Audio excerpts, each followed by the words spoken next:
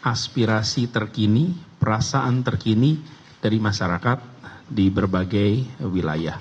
Jadi perjalanan tirakat kemarin memberikan bekal yang lebih kuat lagi pada kita tentang perlunya kita menseriusi perubahan ini. Ada beberapa tema utama yang kemudian ini akan menjadi agenda yang kita bawa. Ada persoalan yang sangat serius yang terkait dengan kemiskinan. Yang kedua terkait dengan biaya hidup dan kebutuhan pokok yang harganya tinggi. Yang ketiga adalah lapangan kerja. Jadi koalisi perubahan untuk persatuan sudah mulai membahas tentang agenda yang senyatanya dibutuhkan oleh masyarakat. Koalisi ini sudah berbulan-bulan bekerja dan pembahasan-pembahasan yang terkait dengan porsi-porsi personalia dan lain-lain itu sudah diselesaikan di awal. Sekarang kita mulai pada substansi perubahan. Yang ketiga adalah pembahasan mengenai calon wakil presiden. Tim juga mulai membahas dan nanti ini prosesnya masih berjalan. Tapi seperti teman-teman juga tahu, kebiasaan di koalisi perubahan untuk persatuan itu kami melakukan proses dulu baru mengumumkan. Kami tidak biasa mengumumkan tak jelas prosesnya. Kami biasa proses dulu nih dijalani, baru kemudian keluar menyampaikan. Kenapa? Karena kami ingin bertanggung jawab pada publik. Kami merasa ini sebuah tanggung jawab penting. Ini bukan main-main. Ini bicara tentang bangsa, bicara tentang negara dan arah kita ke depan. Bukan atraksi-atraksi sekedar untuk menjadi percakapan. Itulah sebabnya kita seriusi prosesnya. Nanti kemudian ketika pada waktunya sudah selesai, maka kita akan sampaikan kepada masyarakat atas apa yang dijalani di dalam proses ini. Teman-teman menyaksikan di bulan puasa kemarin, ketika kita mengumumkan piagam kerjasama, teman-teman, ini adalah koalisi yang punya dokumen tertulis. Prosesnya tidak banyak atraksi. Ujungnya solusi yang konkret. Ada kesepakatan. Itulah pola yang akan kita bawa terus. Ada hasil yang nyata, ada substansi yang difinalisasikan, dan ada penyampaian kepada publik. Ini sudah kita lakukan sebagai sebuah pola dan ini akan berkelanjutan. Jadi itu kira-kira 3 tema utama. Satu adalah update masing-masing. Yang kedua update juga dari kami. Yang ketiga adalah langkah ke depan di dalam proses pembahasan calon wakil presiden. Dan di antara itu kita sudah mulai bicara tentang agenda yang senyatanya menjadi kebutuhan bagi masyarakat. Itu aja teman-teman dari saya, nanti kita bisa dialog lebih jauh. Silakan Pak Dirman. Terima kasih Pak Anies, Pak Capres. Kepada rekan-rekan dari partai, siapa yang mau mulai? Silakan. Pak Nasdem dulu katanya. Sebenarnya nggak perlu cukup lah Pak Capres tadi. Cuma tadi yang ditandaskan oleh Pak Anies, koalisi perubahan ini untuk persatuan ini seperti Inter Milan di bawah Mourinho gitu. Efektif, efisien dan juara gitu. Jadi nggak banyak tarian samba-sambanya, nggak banyak Gegenspring seperti Jurgen Klopp itu enggak. Tapi we are the special one gitu untuk kemudian fokus. Kalau masalah figur sudah final, epicentrum pilpres itu adalah capres. Dan kami sudah mulai, kalau ini memang pertandingan gagasan dan integritas. Integritasnya itu representasi dari capres dan gagasannya kami ini sudah menyusun tim dengan tadi yang ditandaskan oleh Pak Capres. Itulah yang menjadi platform perjuangan. Jadi teman-teman ini bukan sebuah ide yang dicangkokkan gitu, enggak. Tapi ini benar-benar 3 persoalan besar dari Republik ini yang kalau kita mau berbicara perubahan yang cukup mendesak itu, mendesak dan penting. Jadi ada yang mendesak tapi tidak penting, ada yang penting tapi tidak mendesak gitu. Tapi ini mendesak dan penting. Yang pertama adalah kemiskinan. Semua survei yang rilis terakhir ini semua hampir 78% mengatakan kemiskinan kita akut. Yang kedua itu adalah harga-harga kebutuhan pokok. Dan yang ketiga adalah lapangan kerja. Maka kemudian Koalisi Perubahan untuk Persatuan sedang membangun skemanya seperti apa. Jadi ini bukan hanya semata-mata kontestasi dari figur, tapi gagasan dan jejak rekam yang memberikan solusi atas 3 problem ini. Jadi bukan hanya semata-mata perlagaan semata-mata, tapi gagasan yang akan ditawarkan sekaligus bisa menjadi solutif atau tidak. Jadi kami sudah menyusun agenda dengan beberapa lembaga riset, lembaga kajian, kampus, dan para pakar dalam proses membreakdown itu. Kami breakdown dalam misalnya kemiskinan itu kedaulatan pangan, kedaulatan maritim itu seperti apa, dan lain sebagainya. Yang terakhir laporan dari tim 8 tadi ke Pak Capres. Ya, kami sekarang sudah ada yang disampaikan oleh Mas Sugeng kemarin 5 nama yang mengerucut itu. Dalam proses kita akan bangun ta'aruf dengan Capres. Nah, ini jika kondisinya seperti ini yang kompatibel atau yang presisi mendampingi Pak Capres bagaimana? Jika kondisinya, jadi itu 5 nama itu berdasarkan dengan 5 skenario. Jadi bukan hanya utak-atik gatu, oh si A gini, enggak, tapi 5 nama itu benar-benar refleksi dan proses pendiskusian mendalam dari 5 skenario. Kalau krisisnya bagaimana? Kalau kita ingin membangun good governance seperti ini bagaimana? Kalau kita ingin perubahan yang lebih progres akan seperti apa pendampingnya? Tapi sekali lagi ini bukan kawin paksa, kami masih punya waktu untuk kemudian membangun chemistry. Jadi sekali lagi ini bukan ada order dipaksakan dijodohin gitu, enggak. Ini datang dengan penuh cinta dan kasih. Itu Pak Dirman. Terima kasih Pak Willy. Mas Sugeng mau menambahkan? Oke, langsung Pak Rifki, Sekjen Baik, Demokrat. terima kasih rekan-rekan media. Ya, yang pertama bahwa memang kami di 3 partai pengusung Pak Anies ini juga mempunyai kesepakatan sebelum bulan puasa untuk membagi tugas. Kami juga ditugaskan baik dari para pimpinan partai, ketua umum partai, kemudian anggota fraksi, DPRD, DPR RI kami yang mungkin kalau digabungkan jumlahnya hampir 5 ribuan, itu juga untuk mendengarkan aspirasi masyarakat, baik itu terhadap kondisi hari ini yang dihadapi, tadi dikatakan mahalnya harga-harga, masalah lapangan kerja, kesulitan, ketidakpastian akan perekonomian dan sebagainya, termasuk kami juga menemukan adanya kekhawatiran publik dalam menghadapi pemilu ke depan. Kekhawatiran terhadap intimidasi, kekhawatiran terhadap intervensi dan kecurangan itu yang hari ini juga kami laporkan.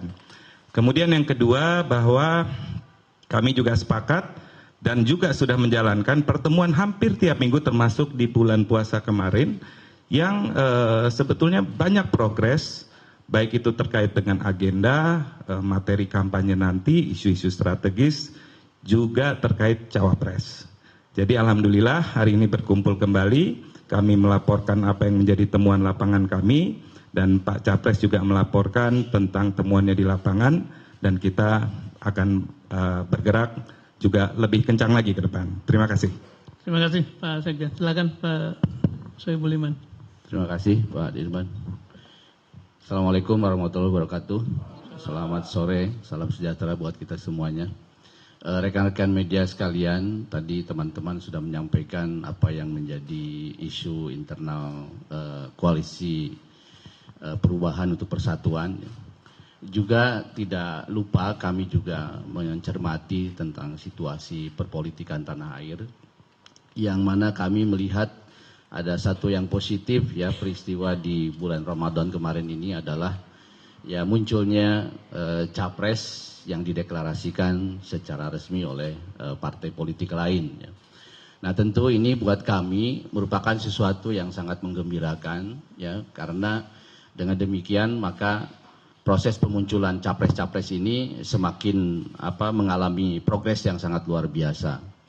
Hal yang tentu sangat kami harapkan dan kami sangat optimis adalah bahwa insya Allah nanti capres atau paslon ke depan ini besar kemungkinan lebih dari 2. Dan ini merupakan sesuatu yang sejak awal diinginkan dan kita upayakan supaya paslon ini lebih dari 2. Kenapa? Karena kita ingin keterbelahan itu tidak terbangun ya dikarenakan karena 2 paslon dan itu berkepanjangan.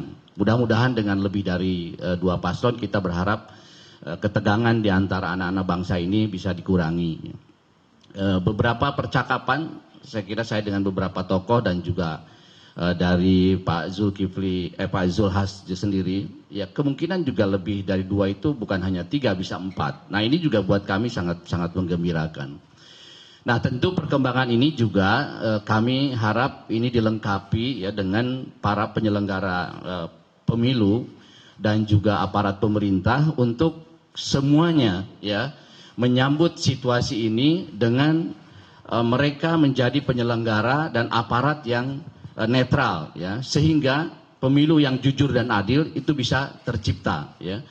Saya kira apa yang sudah dilakukan oleh partai-partai politik dengan memunculkan paslon lebih dari 2 ini satu hal yang positif, tapi juga ini harus bersinergi dengan para penyelenggara pemilu dan aparat ya yang mereka berkewajiban yang menciptakan situasi yang jujur dan adil ya, tidak memihak siapapun. Termasuk tentu kita juga berharap Pak Jokowi dengan kenegarawanannya beliau bisa bersikap netral ya sehingga anak-anak bangsa yang terbaik ini bisa berkompetisi dengan situasi yang sangat kondusif ya sehingga nanti kepemimpinan ke depan adalah kepemimpinan yang lahir dari sebuah kompetisi yang fair ya dan itu tentu saja akan sangat positif buat bangsa ini. Saya kira itu juga menjadi bahasan kami ya dan mudah-mudahan harapan Koalisi Perubahan untuk Persatuan ini juga menjadi sesuatu yang disambut baik oleh semua elemen politik dan bangsa yang lain. Terima kasih.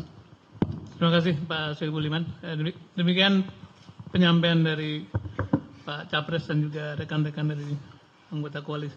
Silakan kalau ada yang mau ditanyakan. Satu dua. Ayo. Monggo. Sebutkan namanya. Sebenarnya menarik ketika sudah disampaikan mengerucut ke 5 nama. Nah, kan juga nggak mungkin kayaknya disebut karena tokoh-tokohnya sudah tahu juga ya, nggak bisa disebut. Tadi sebagaimana diketahui tadi juga sebelumnya ada pertemuan di Wisma Nusantara antara Pak Surya dan Pak Luhut. Pak Luhut juga menyampaikan memberikan masukan salah satunya soal cawapres. Nah itu apakah 5 cawapres ini juga seperti apa gitu prosesnya, Mas Billy dan kawan-kawan? Apakah juga menerima masukan dari pihak-pihak luar seperti Pak Luhut tadi, lalu mungkin Pak Sugeng juga mungkin juga dapat dengaran yang disampaikan Pak Luhut itu sosok cawapres seperti apa sih memangnya sampai menggoda-godanya langsung ke ketum gitu ya? Lalu yang kedua, soal koalisi besar ini kan terus digaungkan ya dari pihak sebelah lah, yang kemarin bahkan sampai bertemu di istana. Seberapa mengancam sih sebenarnya koalisi besar ini bagi koalisi perubahan? Lalu juga ada ini bagi sebagian dari soal koalisi besar, bahkan Caimin juga sempat datang ke Cikeas ya. Nah itu sudah bahkan terang-terangan mencoba menggoda gitu ya. Nah kalau misalnya imannya kuat, nah apakah imannya kuat juga bagi PKS dan Nasdem gitu ketika mungkin iya, nah mungkin nanti bisa ada jawaban sendiri bagaimana iman dari Nasdem dan PKS. Oke. Pak. Minta. Oh, habis ini. 3 ya, 3 habis itu.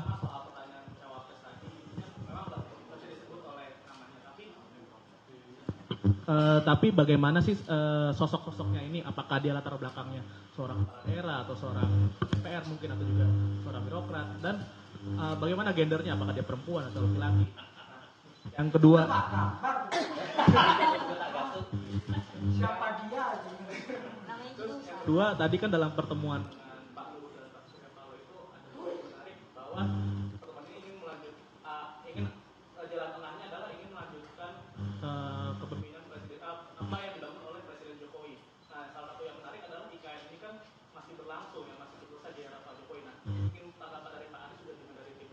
apakah bagaimana komitmennya terkait masalah IKN ini? Terima kasih. Satu lagi. Ya. Ya, Pak Anies, nama saya Fatima. Saya dari TV One. Pertanyaannya, Pak, minggu ini merupakan minggu yang sibuk bagi seluruh partai dan capres saling bertemu. Dan beberapa masyarakat juga menanyakan kemana Pak Anies. Dan pertanyaan saya, agenda utama Pak Anies selama minggu-minggu sibuk ini apa saja? Kemudian yang kedua, apakah ada sinyal partai lain yang akan bergabung ke koalisi perubahan? Terima kasih. Oke. Mas Sugeng barangkali merespon soal yang hadir kan perwakilan dari Pak Luhut ya. Nanti termasuk soal cawapres karena beliau yang duluan menyebutkan 5 itu. Ya, terima kasih Pak Dirman. Bismillahirrahmanirrahim. Assalamualaikum warahmatullahi wabarakatuh. Ya, Pak Capres dan segenap teman-teman dari Partai Demokrat dan juga PKS dan teman-teman wartawan. Iya betul, tadi terjadi pertemuan Pak Luhut dengan Pak Surya, tepatnya di Wisma Nusantara, lantai 28. Kebetulan saya tidak di situ karena saling menghormati untuk tidak biar leluasa. Tetapi saya di samping persis ya, artinya dialog-dialog kita mendengarkan. Tapi dialog itu memang masing-masing menyadari perlunya semuanya ini adalah untuk bersatu. Kan itu clear bahwa kalau selama ini ada dibaca, karena memang manifest ya sifatnya, bahwa sudah ada koalisi ini, koalisi itu, bahkan ada disebut cawe-cawe dan sebagainya. Itu adalah sebuah fakta sosial politik. Tetapi lantas kedua tokoh tadi sepakat bahwa ini tidak boleh dibiarkan, karena ini akan juga bisa mengancam, artinya akan menimbulkan dinamika-dinamika yang kadang-kadang tidak perlu. Bahwa betul dalam konteks kompetisi pasti. Tetapi setidaknya tadi apa yang disepakati bersama, bahwa masing-masing menghormati keputusan politiknya, termasuk, mohon maaf ya, kita sebut dalam hal ini Pak Luhut itu menghormati apa yang sudah diputuskan oleh Pak Surya, atau dalam hal ini Nasdem, dalam konteks kontestasi sekaligus. Menyangkut misalnya Pak Anies, kan, itu secara eksplisitnya begitu. Kedua adalah sepakat bahwa sekali lagi merefer apa yang pertama tadi, harus diciptakan situasi yang kondusif bagi kompetisi-kompetisi yang lebih fair, lebih jujur, lebih adil dan sebagainya. Kenapa? Tadi saling mengingatkan. Mohon maaf, Pak Surya juga mengingatkan. Kalau kayak gini ada sebuah situasi yang menjadi tidak berimbang dalam image bahwa seolah-olah ada dalam hal ini misalnya pemerintah atau presiden yang berpihak kepada calon tertentu dan sebagainya, itu seyogyanya dihapuskan, dan itu sepakat di level itu. Tentang nama betul ada diskusi dan sebagainya, tetapi sekali lagi tidak etis. Betul Pak Luhut juga mengendorse, katakanlah kalau bahasa kalian kan mengendorse ini, mengendorse itu dan sebagainya. Dan itu menjadi diskusi yang luar biasa. Tadi Pak sempat menyebut, Pak, kami sudah mengerucut menjadi 5 nama. Memang tanya siapa saja, waduh itu tim yang menggodok dan kita sepakat akan diserahkan ke calon presiden. Jadi itu tadi, semua suasananya sungguh luar biasa. Intinya ada suasana yang coba dibangun demi baiknya ini negara bangsa ini ke depan. Itu saja. Soal imannya Nasdem gimana? Wah, kalau imannya Nasdem kita... Lah makanya. Jadi ada godaan-godaan dan sebagainya sempat dikemukakan. Ya ada kritik Pak Surya, hal-hal yang demikian tidak perlu dilakukan. Kalau Nasdem jelas sampai Pak Surya ya menyebut kami sudah firm dan sebagainya sebagai partai politik yang berkeputusan tidak semata-mata untuk kepentingan elektoral, baik itu partai maupun dalam konteks hal ini adalah capres, tetapi lebih pada pilihan-pilihan moral etik yang memang harus dilakukan sebagai partai politik yang punya hak konstitusional, bahwa presiden dan calon presiden dicalonkan oleh partai politik atau gabungan partai politik. Sebatas itu, dan memang tadi juga dipertegas bahwa kita akan tetap mensukseskan Pak Jokowi sampai term tahun 2024.